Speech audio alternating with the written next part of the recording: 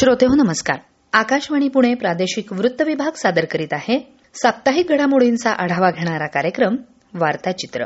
वार्ताचित्रच्या आजच्या आवृत्तीत आपण ऐकणार आहात Hindu economic forum Pune district चॅप्टरच्या वतीनं आयोजित पहिल्या शक्ती समिट 2026 उद्योजकता परिषदेचा राज्यपालांच्या उपस्थितीत समारोप.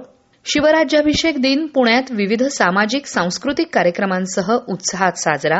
पर्यावरण दिनानिमित्त गंगोत्री होम्सतर्फे 14 ट्रीज फाउंडेशन आणि ग्राम ऊर्जा संस्थांना पुरस्कार प्रदान. महाराष्ट्र साहित्य परिषदेच्या वतीनं ज्येष्ठ विनोदी लेखक व्ही बोकील यांच्या स्मरणार्थ बालसाहित्य पुरस्कारांचं वितरण. सेवानिवृत्त सहाय्यक पोलीस आयुक्तांचा सेवापूर्तीनिमित्त 58 किलोमीटर अंतर धावत पूर्ण करून समस्त पुणेकरांना सुदृढ आरोग्य संदेश. आणि गिरीप्रेमी संस्थेच्या 2026च्या एव्हरेस्ट मोहिमेतील यशस्वी गिर्यारोहकांचा पुणेकरांच्या वतीनं भव्य सत्कार.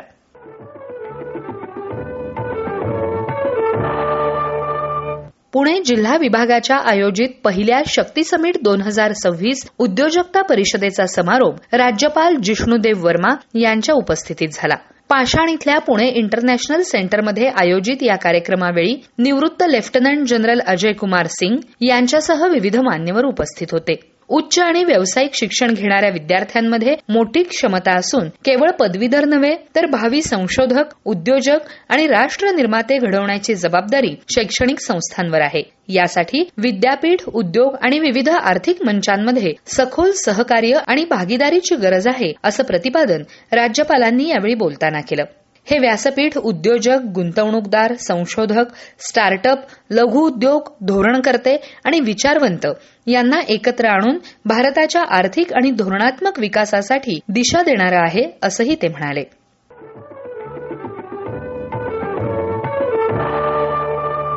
शिवराज्याभिषेक दिन पुण्यात विविध ठिकाणी सांस्कृतिक कार्यक्रमांनी उत्साहात साजरा करण्यात आला. पुणे जिल्हा परिषदेनं आयोजित केलेल्या कार्यक्रमात उपमुख्यमंत्री आणि पुणे जिल्ह्याच्या पालकमंत्री सुनेत्रा पवार यांनी छत्रपती शिवाजी महाराजांच्या पुतळ्याला पुष्पहार अर्पण करून अभिवादन केलं. त्यानिमित्तानं शिवस्वराज्य गुढीचं पूजनही करण्यात आलं. शिवराज्याभिषेक दिन हा महाराष्ट्राच्या इतिहासातील अत्यंत गौरवशाली दिवस आहे. 6 जून 1674 रोजी रायगडाच्या पवित्र भूमीवर छत्रपती शिवाजी महाराजांचा राज्याभिषेक झाला आणि खऱ्या अर्थानं रयतेचं राज्य, हिंदवी स्वराज्य अस्तित्वात आलं. हा केवळ एका राजाचा राज्याभिषेक नव्हता, तर तो स्वाभिमानाचा, स्वातंत्र्याचा आणि लोककल्याणकारी राज्य व्यवस्थेचा विजय होता, असे गौरवोद्गार यावेळी पवार यांनी काढले. विविध संस्था, संघटनांनीही शिवराज्याभिषेक दिनानिमित्त शिवरायांना अभिवादन केलं.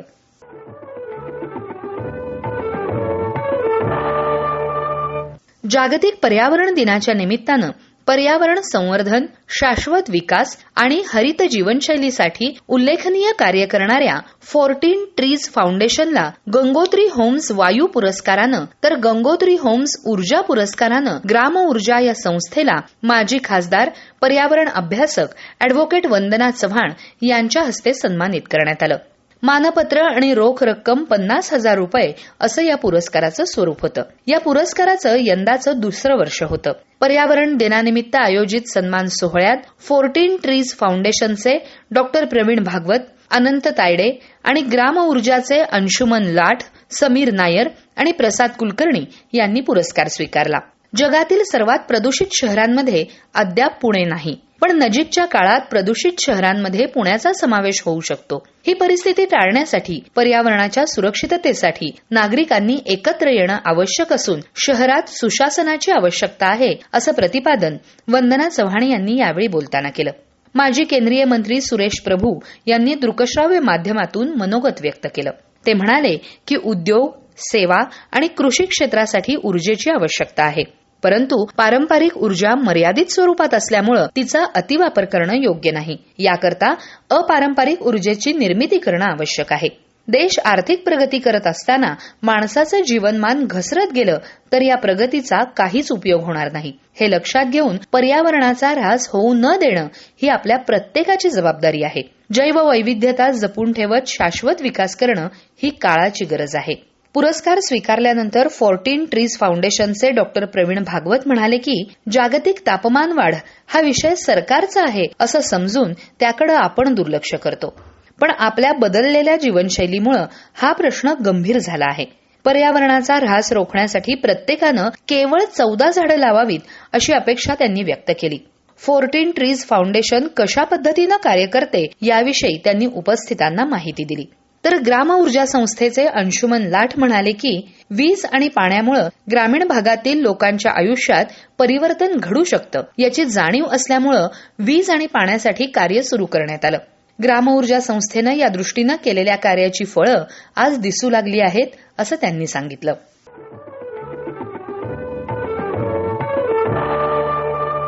महाराष्ट्र साहित्य परिषद पुणे यांच्या वतीनं जुन्या पिढीतील ज्येष्ठ विनोदी लेखक व्ही बोकील यांच्या स्मरणार्थ बाल साहित्य पुरस्कार वितरण समारंभ नुकताच आयोजित करण्यात आला होता.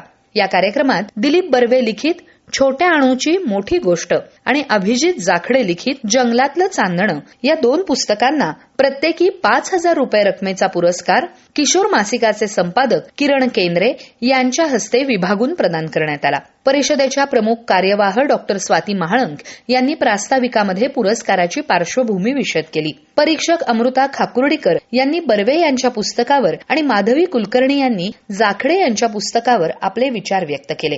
आजच्या काळात बालसाहित्य निर्मिती अधिक विचारपूर्वक व्हायला हवी. मुलांच्या विचारांशी सुसंगत साहित्यकृती निर्माण करण्यावर भर द्यायला हवा असं प्रतिपादन किरण केंद्रे यांनी यावेळी केलं. ते म्हणाले, विचार करणारी पिढी घडवायला हवी. ती घडायची असेल तर एकच मार्ग आहे, चांगली पुस्तकं. बरंच मगाशी मला पुन्हा तेच सांगतो की चांगली पुस्तकं म्हणजे फक्त संख्येनं नाही तर ती गुणवत्तेनं, काळाशी सुसंगत असणारी आणि काहीतरी नवा विचार देणारी. दुर्दैवाने आपल्याकडनं रिसर्च नाही. आपल्याला बालसाहित्यात काम करायची एक सर्वात महत्वाची गोष्ट करावं लागेल, म्हणजे खूप संशोधन करावं लागेल. जगभर होतं ते की आजची पिढी काय आहे, ती काय विचार करते, त्यांच्या मनातले प्रश्न कुठले आहेत, त्यांना काय हवंय हे आपण काही विचार करत नाही. यावर मानसशास्त्रीय संशोधन खूप मोठ्या प्रमाणात व्हायला हवं की मुलांचा तो मानस काय आहे, नेमकं त्याचा सायके काय म्हणतो, याचा जोपर्यंत विचार करत नाही तोपर्यंत त्यांच्या मुलाशी आणि त्यांच्या हातात पुस्तक जाणार नाही. नुसतं गेलं तरी ते पण नुसतं नावाला घेतलं आणि टाकून देत नाही. तसं व्हायचं नसेल तर आपली जबाबदारी म्हणून खूप आहे. चांगलं रिसर्च करून त्यांच्यापर्यंत उत्तम पुस्तक पोहोचूया आणि येत्या काळामध्ये असेच बर्वे सरांसारखी, अभिषेक सारखे उत्तम लिहिणारे सर तुमची अजून खूप पुस्तकं यावीत अशी इच्छा आहे. तुम्ही 83व्या वर्षी ज्या उत्साहाने हे सगळं करताय तर आम्हाला तर काय लाजायलाच होतं. अभिषेक लिहिणारच आहे. तर असे चांगले लेखक, चांगले कवी आणि बालसाहित्यिक घडो आणि त्या वाचणाऱ्या मुलांच्या हातामध्ये सुंदर सुंदर पुस्तक येवो आणि त्या प्रकाशामध्ये मध्ये आपली मराठी भाषा, आपलं बालसाहित्य, ज्या भाषेमध्ये ना बालसाहित्य सुंदर असतं ना ती भाषा पण खूप सुंदर असते. त्या भाषेची समृद्धीच असते. तेव्हा आपली मराठी भाषा समृद्ध करायची असेल तर आपल्याला बालसाहित्यात खूप काम करावं लागणार आहे आणि आपण तसा तो प्रयत्न करूया असंच आशा व्यक्त करतो.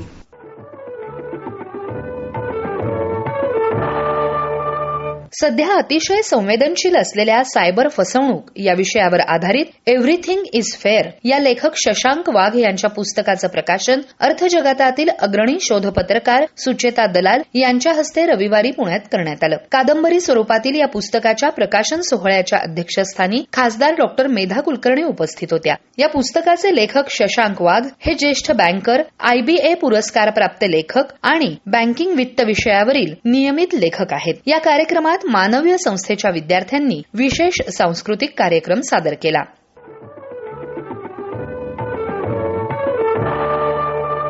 पुण्याचे सेवानिवृत्त सहाय्यक पोलीस आयुक्त विष्णू ताम्हाणे यांनी सेवापूर्तीच्या वेळी सलग 58 किलोमीटरचं अंतर धावत पूर्ण करून पुणेकरांना सुदृढ आरोग्याचा संदेश दिला. याबाबत आकाशवाणीशी बोलताना विष्णू ताम्हाणे म्हणाले, शिवाजीनगरचं पोलीस ग्राउंड जे आहे त्या ठिकाणी मी ज्यावेळेस पोलीस उपनिरीक्षक या पदासाठीची निवड चाचणी असते ती फिजिकल तिथे दिली होती. त्याचबरोबर माझं पुणे विद्यापीठात शिक्षण झालं होतं आणि त्या ठिकाणी एमपीसीचा अभ्यास करून माझे पोलीस निरीक्षक पदासाठी निवड झाली होती. त्यामुळे माझ्या मित्रांसोबत किंवा इतर जे माझे सोबतचे सहकारी आहेत त्यांच्याशी चर्चा केली आणि आपल्याला असं करायचं त्यांच्याबरोबर प्लॅन ठेवला. साधारण 30 तारखेला नोकरी समाप्तीच्या आदल्या दिवशी रात्री 12ला हा रन सुरू केला. शिवाजीनगर येथून 50 जणांचा आमच्या सगळी टीम होती. तिथून सुरू केल्यानंतर सिंहगड रोड, भारतीय विद्यापीठ आणि कमिशनर ऑफिस आणि त्यानंतर खडकी आणि पुणे विद्यापीठ असा 58 किलोमीटरचा रन केला आणि रन जो एंड आहे तो शिवाजीनगर या ठिकाणीच केला. कारण मी माझ्या नोकरीच्या सुरुवातीला ज्या सुरुवात जिथून केली त्या ठिकाणून सेवानिवृत्ती व्हावी अशी माझी मनोमन इच्छा होती आणि ती माझ्या कमिशनर साहेबांनी माझी पोस्टिंग केली. So I am very proud of किती माझी नोकरी सुरुवात जिथून झाली तिथूनच समाप्ती पण झाली. ही मी सेवानिवृत्ती म्हणत नाहीये, तर याला सेवापूर्ती म्हणतो. परंतु मला या माध्यमातून पुणेकरांना संदेश द्यायचा होता. पण पुणेकर जर जागरूकच आहेत आणि फिटनेस प्रेमी पण आहेत, पण आणखीन चांगले सेवानिवृत्तीनंतर सुद्धा त्यांनी ऍक्टिव्ह राहावं, हा या माध्यमातून संदेश द्यायचा होता. थँक्यू. मला भारी वाटतं की पुणेकरांनी मला एवढ्या प्रकारे चांगले साथ दिलीत आणि म्हणूनच मला ही माझा उपक्रम पूर्ण करता आला.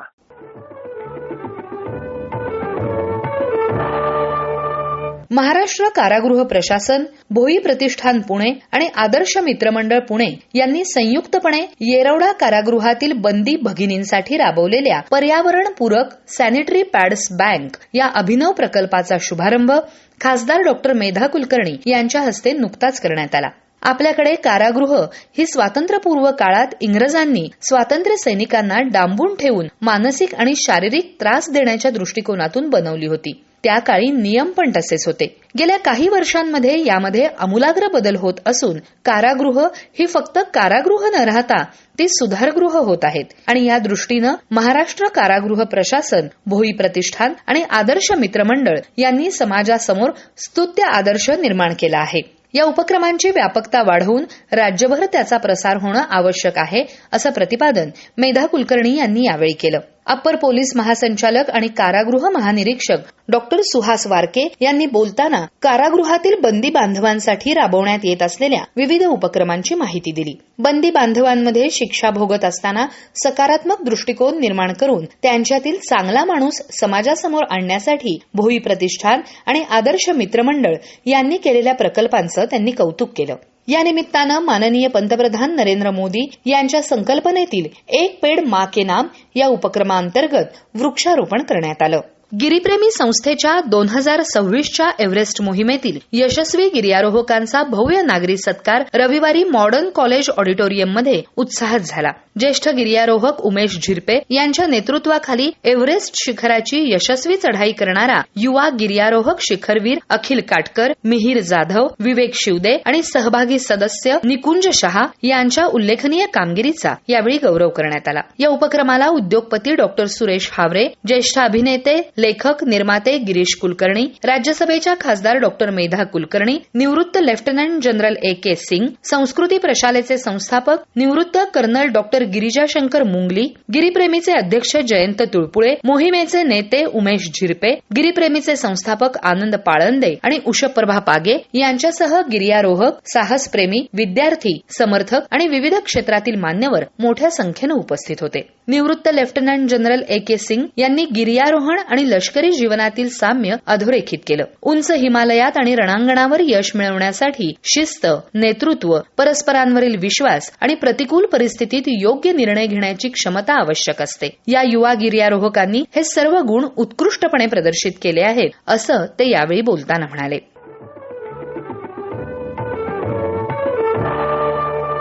तर श्रोते हो, हे होतं आजचं वार्ताचित्र. संपादन माधवी कुलकर्णी, संकलन डॉक्टर स्वाती महाळंक आणि योगेश रांगणेकर, तंत्रसहाय्य आणि निवेदन पूजा दीक्षित. हा कार्यक्रम आकाशवाणी पुणे केंद्राच्या प्रादेशिक वृत्त विभागानं सादर केला. पुन्हा आपली भेट पुढच्या आठवड्यात. नमस्कार.